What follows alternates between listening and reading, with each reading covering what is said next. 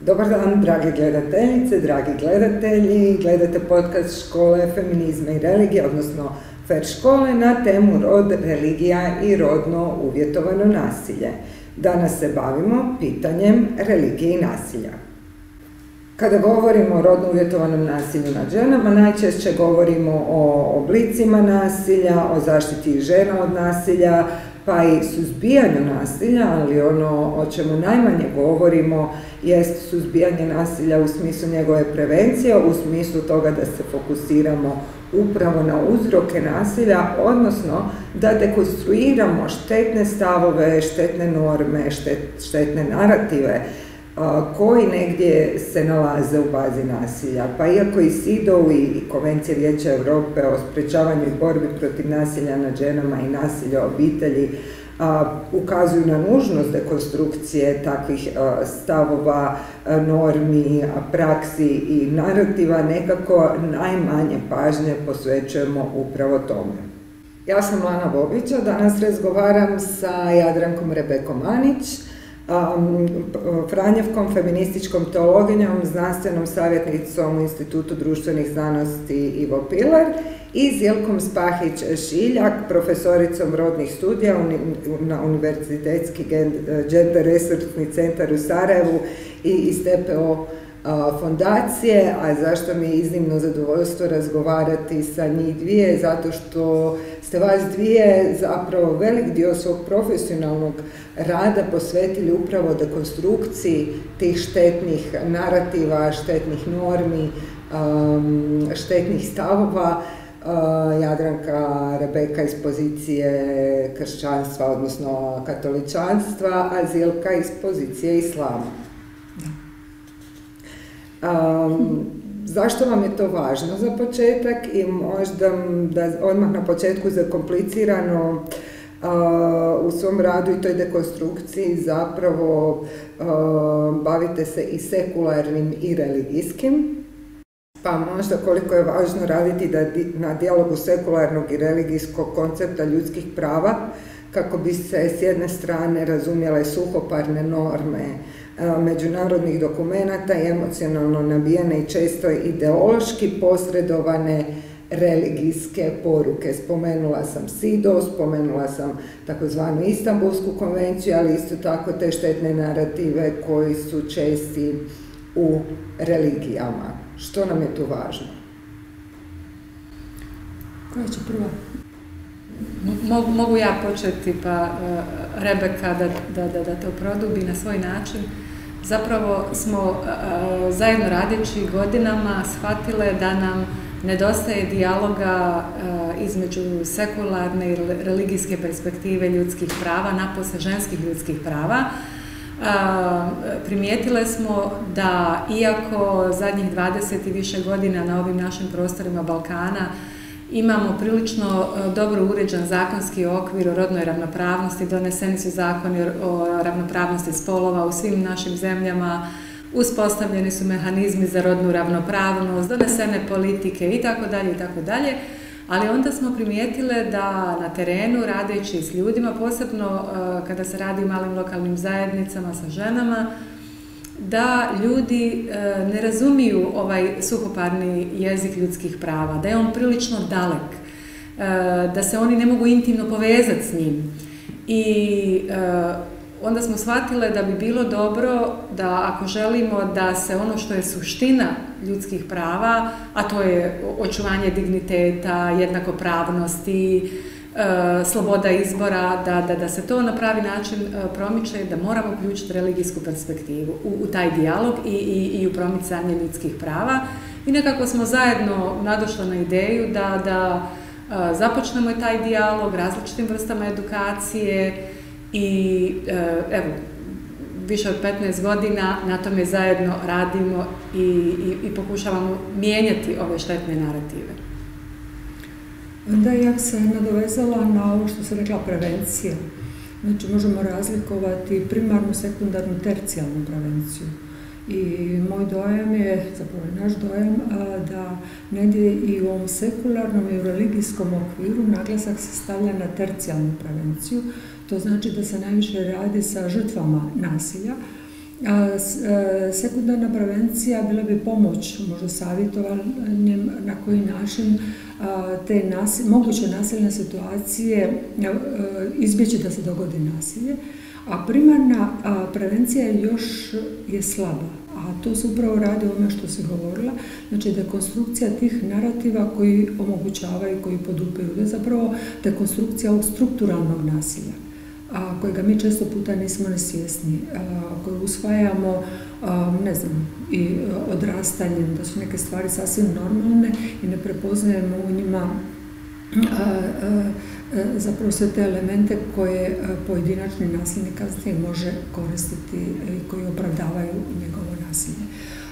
I mi prepoznajemo svoju ulogu da upravo u tim religijskim narativima ili pravnim normama i običajima prepoznajemo te elemente strukturalnog nasilja i smatramo da je to jako važno da se to dekonstruira, da se pokaže zapravo da to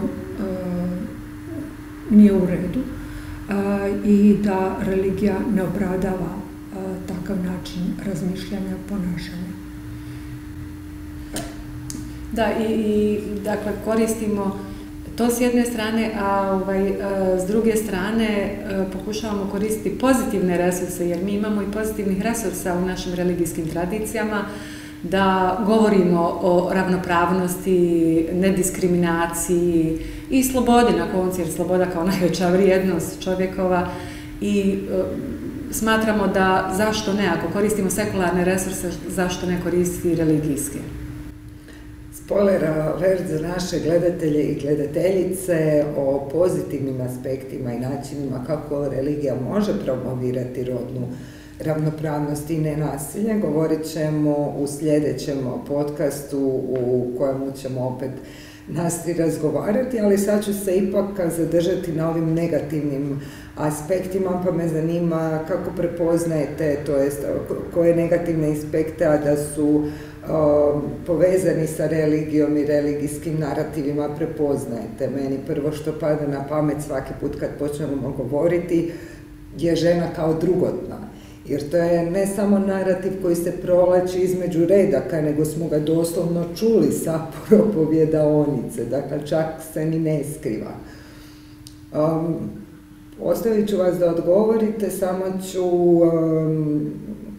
kao možda nekakav putokaz u smjeru odgovora se prisjetiti da sam imala prilike slušati vaše edukacije i da sam tu zapravo puno naučila o antropologiji žena u kršćanstvu i islamu, ali evo, vama bi dala riječ.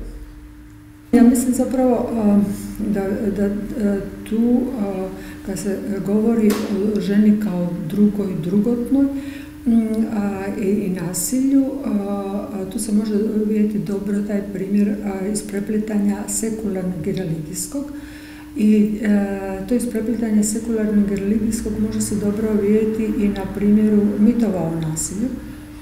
Znači, mit da će žena svojom ljubavlju spasiti nasilnog supruga ili da ona može riješiti tu obiteljsku tešku situaciju.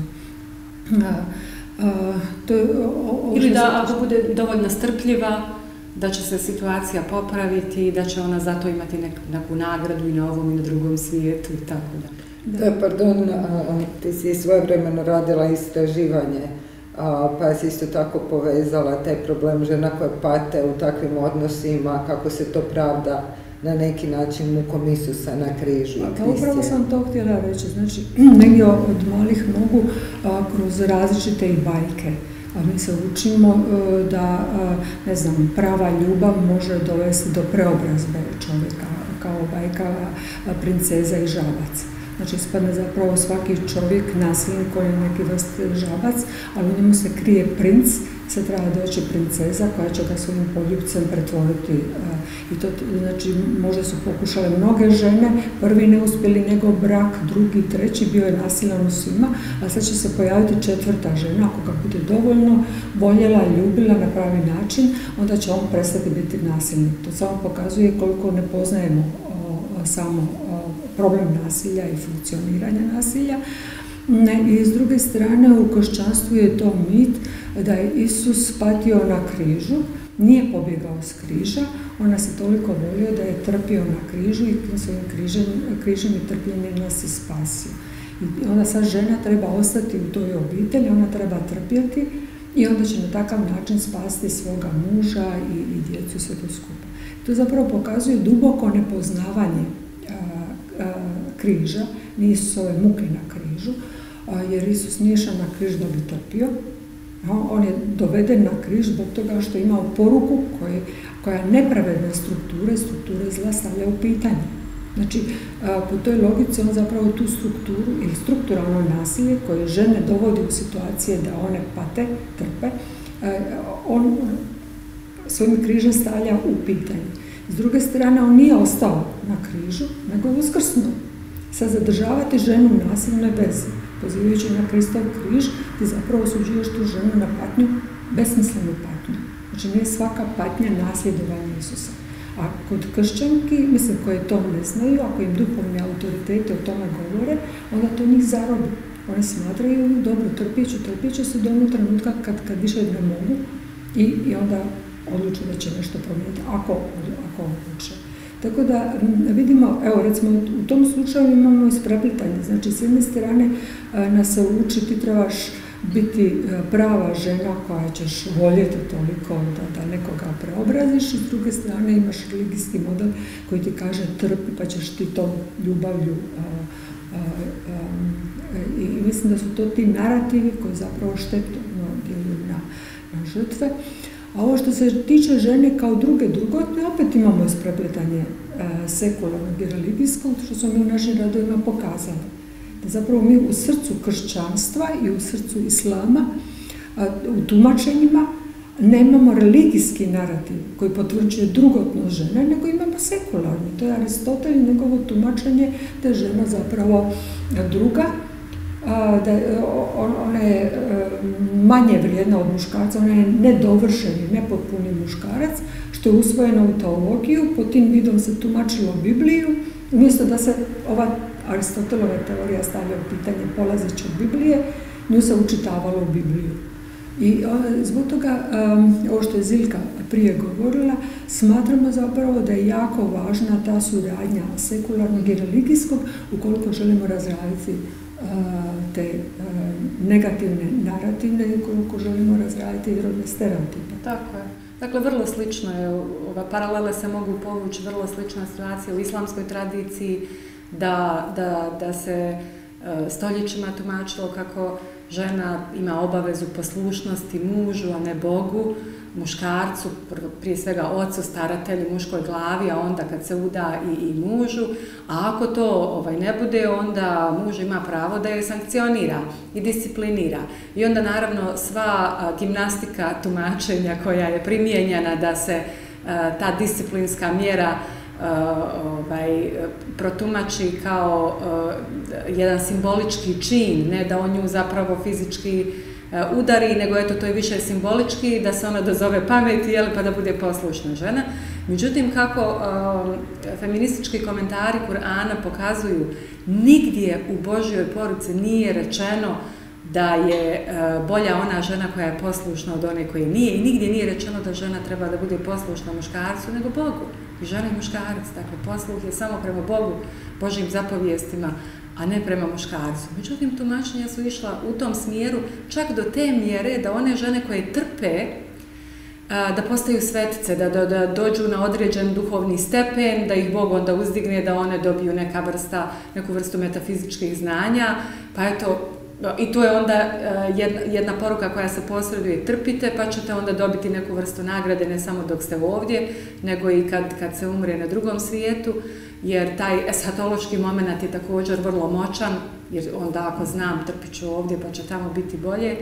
I ti svi narativi su toliko štetili ne samo ženama nego i porodicama zbog toga što nasilje kad se događa u jednoj porodici ono utječe i na ženu i na djecu i na širu zajednicu na koncu. Ako bi se mogla pozvati na ovo Zilkino, i sama ta činjenica da neko kaže simbolički je kazna, pokazuje koliko zapravo se ne poznaje sama bit nasilja, to je psihološko nasilje. Znači, ne mora mene neko jako trisnuti, ali sama činjenica da ima pravo da me trisne ili na bilo neki drugi način kažnjava, to mu pokazuje ti si manje, ti manje vrijediš. I kontrolira. Da, i onda je važno da se dekonstruiraju ta vrsta tumačenja. I recimo, zadnjih 50 godina to žene i muškarci u progresivnoj orijentaciji islama i rade. I kad se vi zapitate zbog čega jedna riječ, recimo u tekstu Kur'ana, se prevodi na svim drugim mjestima na jedan način, ali samo na tom mjestu kad su žene u pitanju prevodi se sa udariti ili fizički disciplinirati. I onda kada pitate te ljude koji prevode, koji tumače, oni nemaju odgovor. Zašto baš na tom mjestu se primjenjuje ta vrsta prevoda ili tumačenja riječi? Na svim drugim mjestima je navesti primjer, otići, udaljiti se, što bi bilo najproduktivnije kako suvremena istraživanja u psihologiji pokazuju, da kad se dogode tenzije, konflikt, da je najbolje da se ljudi malo odvoje, da se smire, pa da onda razgovaraju, da se razrješava konflikt, a ne u toj situaciji dati još moć nekome da dovodi u red ovog drugog, odnosno ovu drugu. Ja bi se sada nadovezala ponovno na ovo Zilkino, da vidimo te sličnosti između dvije religije, iako se stalno naglašavaju razlike, da se razumiju, kad su žene u pitanju, one nisu baš takve razlike. Znači, koliko je važno što piše u svetom tekstu i koliko je važno tumačenje. Ovo kad si govorila o drugotnoj, znači žena se uvijek tumači kao drugotno iz toga što ona je stvorena iz rebra muškarca. Nastrano to što nije stvorena iz rebra muškarca, nego Adama čovjeka, a ne iš muškarca, nego samo ova činjenica rebra, ako što je Zilka prije rekla. Znači u cijeloj Bibliji, kad dolazi riječ celac, ona se prevodi kao strana. Samo u postanku 2 prevodi se kao rebra. I onda to služi kao dokaz, žena je zapravo uzeta iz muškarca ili čak na nekim prikazima likovnim, a znamo da je to jedan vid tumačenja Biblije, osobito kad su ljudi bili nepismeni, ispadne muškarac rađa ženu. I onda, budući da je ona od njega, ona je znači stvorena od njega i za njega da mu bude pomoćnica.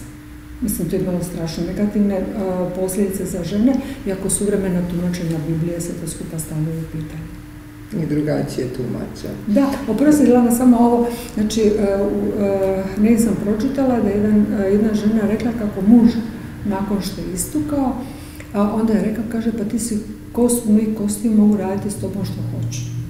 Mislim, koje pozivanje na biblijski tekst koji je naveo sam.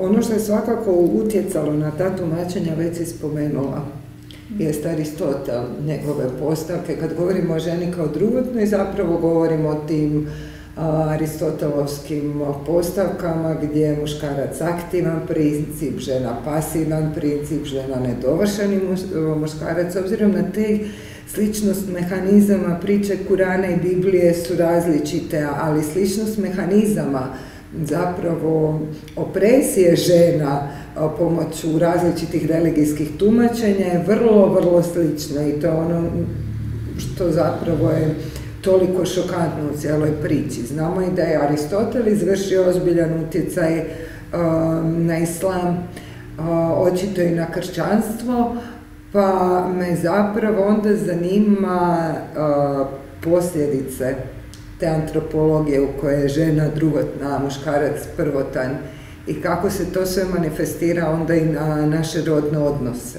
Ono o čemu ste vi dosta govorili jesu i modeli rodnih odnosa iz kojih možda najviše možemo vidjeti kako to funkcionira, kako u interpersonalnim odnosima, ali tako ovim strukturalnim odnosima muškaraca i žene i takozvanog muškog i ženskog principa.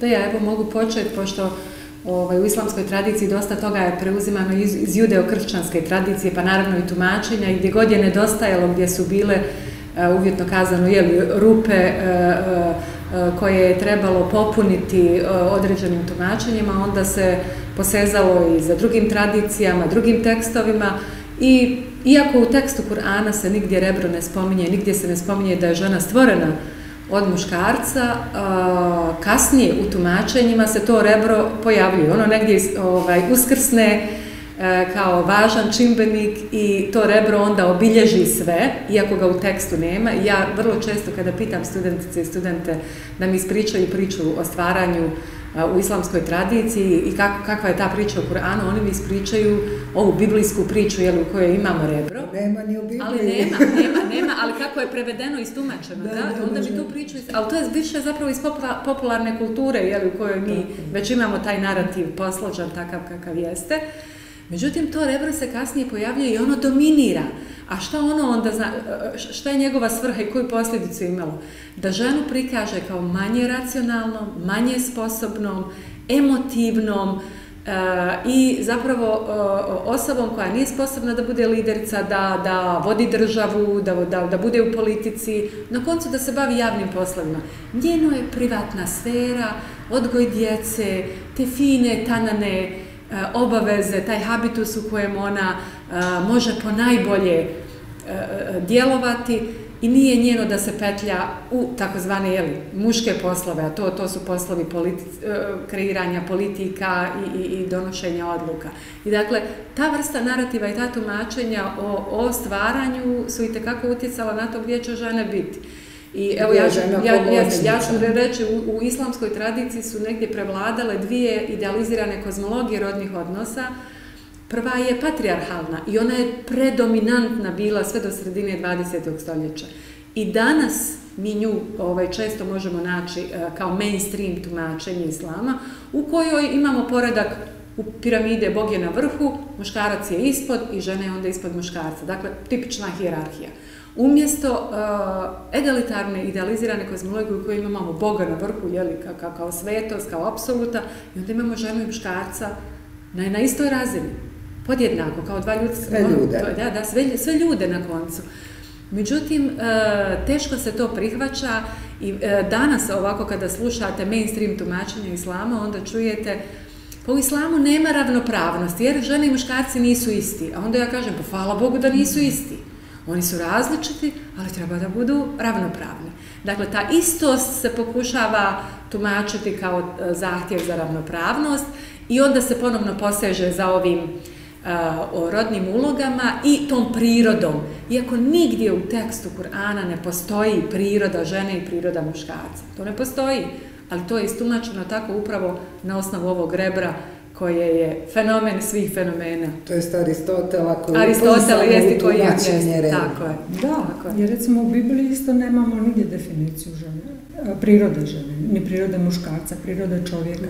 To hebrejskom načinu razmišljanja je strano, to je grčko poimanje, to je grčka filozofija. I onda imamo opet Aristotela koji se nameće kao prirodno znanstveno. Znači on je kao neka egzaktna znanost koji, znači, tu stavljaju razliku Platona i njega.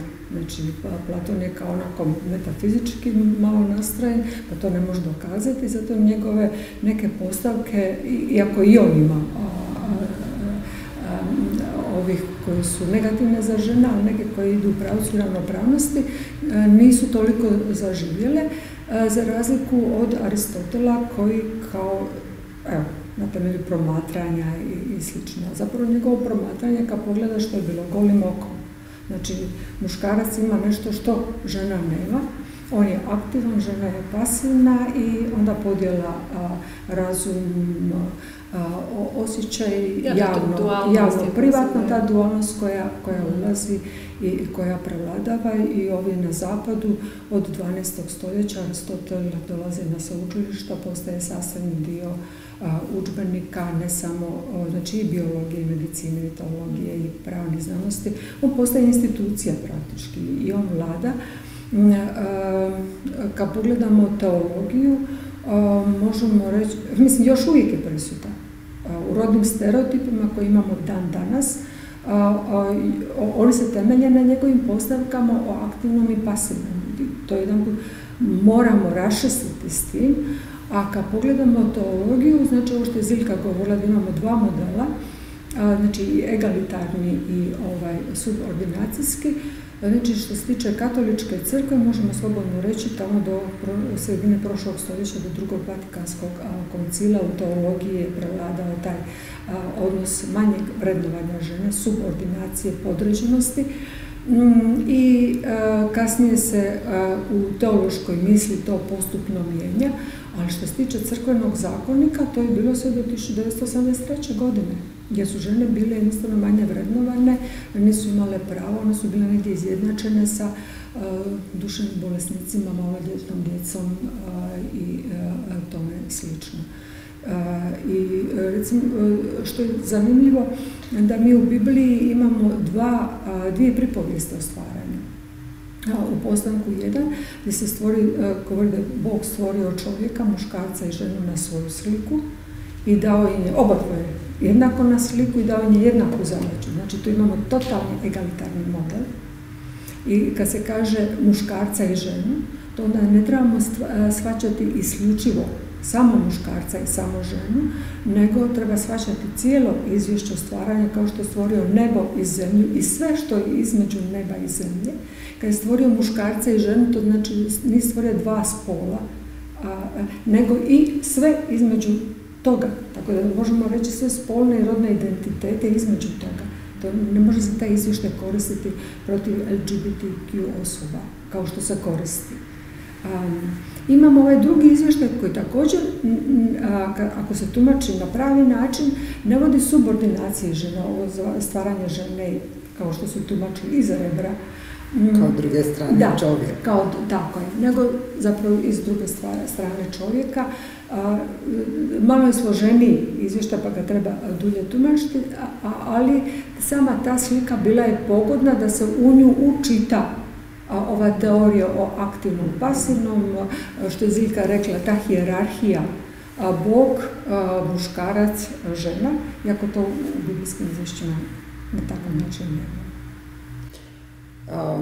Dotakla bi se i trenutno možda dominantnog komplementarnog modela, a mislim da je važno to razjasniti zato što na taj način jako dobro se zapravo objašnjavaju odnosi moći. Odnosi moći u onim situacijama kada, suočeni s 21. stoljećem, kažemo, pa da, žene imaju svoje dostojanstvo, pa da, trebale bi biti ravnopravne, ali, dakle, tu ostaje ali one ipak i su iste, pa to neće biti iste uloge, pa će se i dalje drugačije vrednovati, iako ćemo se svi praviti da smo ravnopravni, da zapravo idemo ka ravnopravnošću, ali to neće biti slučaj. Meni se čini da komplementarni model rodnih odnosa zapravo savršeno objašnjava što se tu događa. Ja tu vidim jedan problem što se različito tumači model komplementarnosti. Znači, jedan način tumačenja može ići u tom smislu. Znači, imamo model subordinacije gdje je žena manje vrijedna u odnosu na muškarca. A on je razum, on je osjećaj i sve što smo prije to rekli. I onda drugi model koji se može naći i u tumačenju modela komplementarnosti, sve ostaje isto. Znači, muškarac je razum, žena osjećaj, samo što se one međusobno ne dopunjuju, kao sad se žena vrednuje, ali ostaje polarnost. Neki to razlikuju, pa ovaj model subordinacije nazivaju modelom polarnosti, a model komplementarnosti tumače pod vidom cjelovitosti. Znači, imamo cjelokupnog muškarca koji je i razum i osjećaj i sve to skupa, kompletna osoba. Imamo ženu koja je kompletna osoba i razum i osjećaj i oni se zapravo nadopunjavaju, ali kako? Svoju razlikom, kao osoba, darovima koje kao osobe imaju. I to je zanimljivo da je Papa Franjo u jednom trenutku takav model komplementarnosti predložio. Što to ne bi bio model egalitarnosti? Tako je, to sam htjela reći. Koliko je jako važno što ko govori pod kojim terminom. Znači, s jedne strane strah od modela egalitarnosti, gdje imamo kompletne osobe koje onda stupaju u dijalog kao kompletne osobe. Pa ja kao žena mogu biti jako razumna i moj partner kao muškarac može biti jako emotivan. I mi se fantastično upotpunjavamo, bez obzira da to mora biti nekakva spolna razlika. Kao osobe imamo drugačije prirodne darove, osobine. 2004. godine bila je organizirana jedna međunarodna konferencija, Kongregacija za nauk vjere, gdje su pozvali druge religije i posvećena je bila komplementarnost, ali u ovom smislu polarnosti. Pola muškarac, pola žene i htjelo se nametnuti, to je bilo upravo u ovom pravcu antirodnog pokreta. Znači da se ne propituju rodni stereotipi, nego mi sve religije zastupamo to da čovječanstvo može postojati samo kao muško i žensko i međusobno nadopunjavanje. I onda su pozvali papu Franju da govori i on je iskočio iz tog modela. Preskočio je totalno spolnu razliku i govorio o tome zapravo da ne trebamo promatrati sve uloge kao definirane, fiksne, nego da treba gledati osobne darove svake pojedine osobe. I to je taj model egalitarnosti. Jer model komplementarnosti ne samo da ukopava zapravo rodne uloge, on insistira nad njima, ali on isto tako čini jedinu moguću opciju nuklearnu obitelj. Dakle, partnerstvo muškarca i žene, jer žena donosi jedno na stol, muškarac drugo, oni su tek sjedinjavanjem njegove racionalnosti, njene emocionalnosti, kompletna osoba i to je dakle upravo ta priča očuvanja, neću čak reći niti tradicionalnih vrijednosti, ali nuklearna obitelj nije tradicionalna vrijednost s obzirom na to kad u povijesti ona nastaje, tako da ima tu puno histerije. Reći ću, ali vidimo da zapravo takvi narativi imaju štetne posljedice za položaj žena i obitelji, ali u društvu, političkom životu i da to postaje onda ozbiljan problem. A teško ih nekako razbijamo i dekonstruiramo jer su se nametnuli kao prirodno stanje stvari. Ja bih tu samo spomenula još ovo, znači jednakost o kojoj mi govorimo u smislu ravnopravnosti. U ovakvim negativnim narativima se tumači kao istost. Samo da se deklasira. Jer kaže, pa nisu žene i muškarci isti. Ne trebaju biti isti. Pa nismo ni mi žene isti. Tako, u tome je se stvar. Znači, tu imamo tu hegemonijsku ženskost i hegemonijsku muškost, a zapravo ona u zbilji ne postoji. Ali ti kažeš, pa ta teorija ravnopravnosti je glupa zbog toga što ukida sve razlike između žena i muškaraca. Ne ukida razlike. Ali prva stvar, mislim, te razlike su, nisu toliko... Ukida društvene konstrukte, rodne uloge. Nepravde. Na koncu, zašto samo na temelju tijela i spolnosti gradiš cijelu društvenu konstrukciju? I to društvenu konstrukciju u kojoj imaš strašnu neravnotežu. Eto, to je to. Zašto? Sad ću ja postaviti onako jedno pitanje, zašto? Jer postavlja se pitanje, mislim, ako imamo određena znanja, pričat ćemo drugi put više o tim pozitivnim potencijalima religije. Ako nam je jasno da tu zapravo ima logičkih, pa nazvat ću ih nebuloza u načinu na koji se tumačila žena kao druga, zašto nam se to dan danas događa inzistiranje na tim nekakvim nepravednim modelima, nepravednim normama, nepravednim ponašanjem, koje ne samo da su pitanje neravnopravnosti, nego onda uzrokuje i nasilje, koje će deklarativno svi htjeti suzbijati.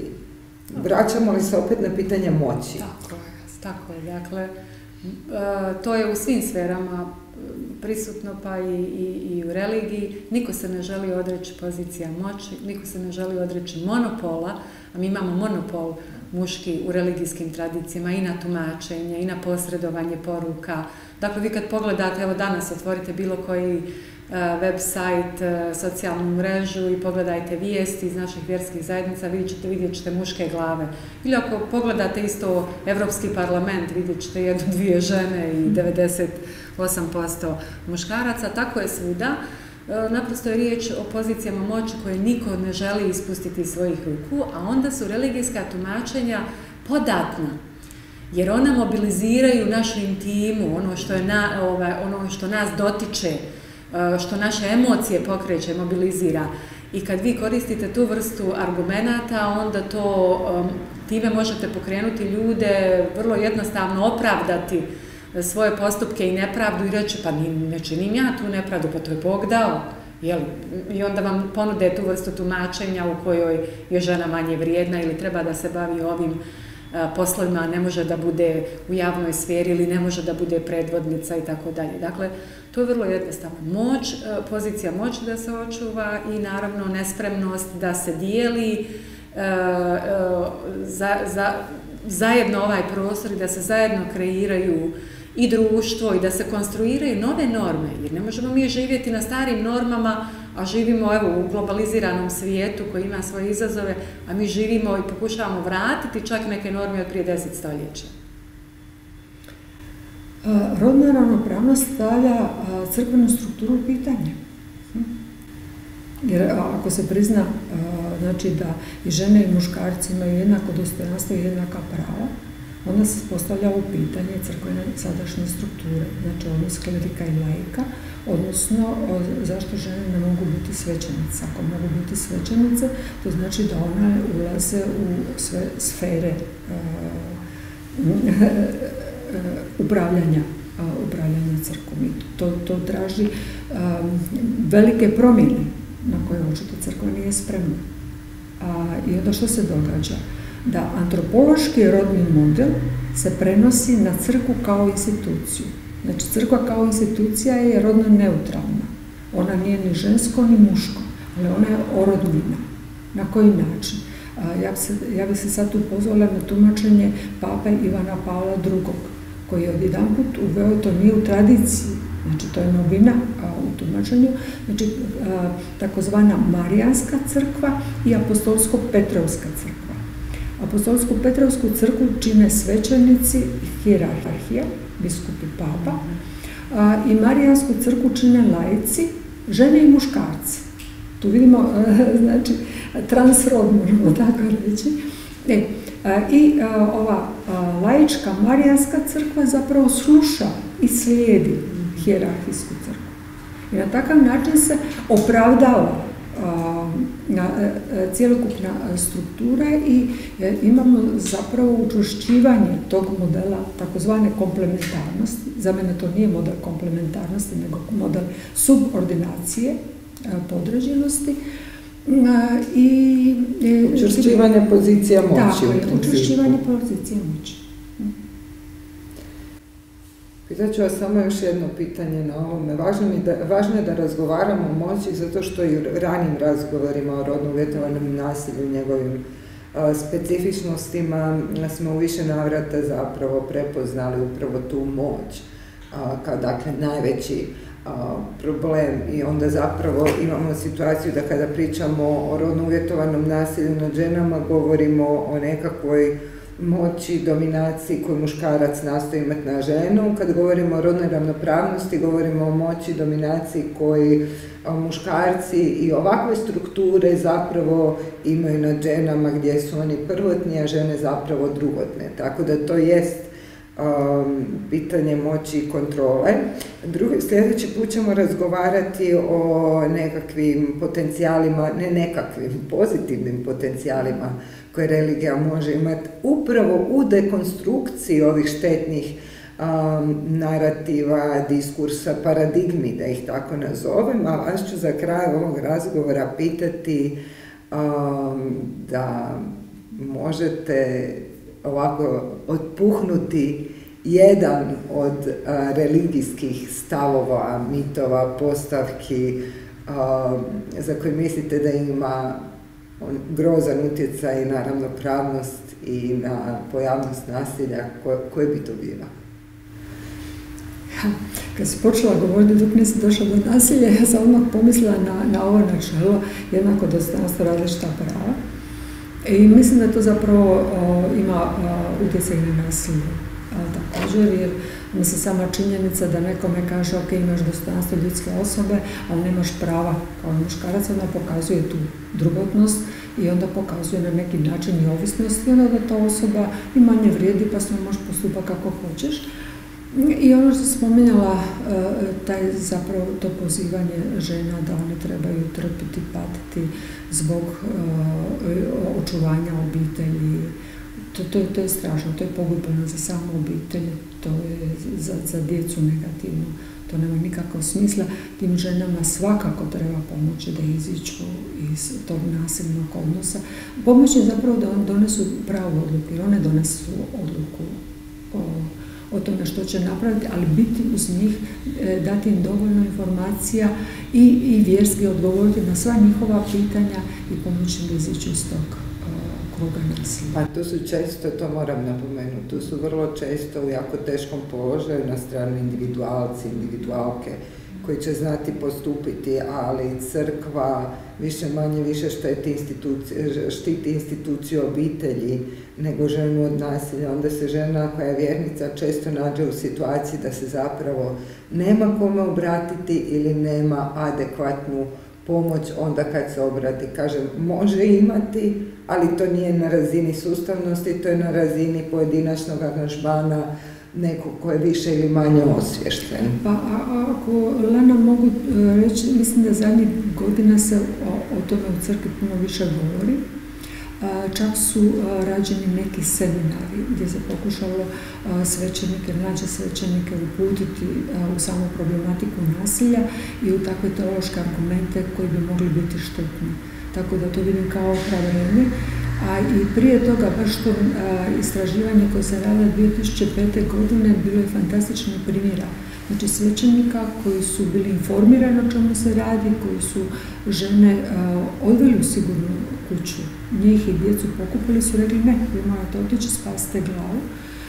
I bilo je oni koji nisu razumjeli situaciju i koji su svoj duhovni autoritet nažalost iskoristili zato da ženu, iako je htjela izići iz tog nasilnog odnosa, ne ti ostane, ti ćeš njega spasiti. I onda on išla kod drugog svećenika i onda je ovaj savjetovao da može otići, ali uglavnom, mislim, žene su neke prolazile dugi period koji nisu trebale prolaziti. Ali kažem, ima svijetlih primjera. Ja bih voljela otpuhati od svega što imamo, najviše tumačenje i narativ o tome da je žena izvor svakoga zla, da je povod za grijeh, da je izvor nereda i da je zbog toga treba nekako skrajnuti, maknuti i da bi se zaštitio muškarac, da bi on mogao biti pravi vjernik, jer ako mu je žena pred očima, on to nikako ne može. Hvala Rebeka, hvala Zilka, dragi gledatelji, drage gledateljice, razgovarali smo o štetnim narativima, diskursima, praksama, normama, paradigmama koje religije potiču, ali isto tako dali smo vam naslutiti da te iste religije zapravo mogu dekonstruirati te štetne norme, diskurse, narative i paradigme, a kako to možemo učiniti, kako se to čini, Zilka i Rebeka će nam reći sljedeći put. Pa do sljedećeg puta, doviđenja.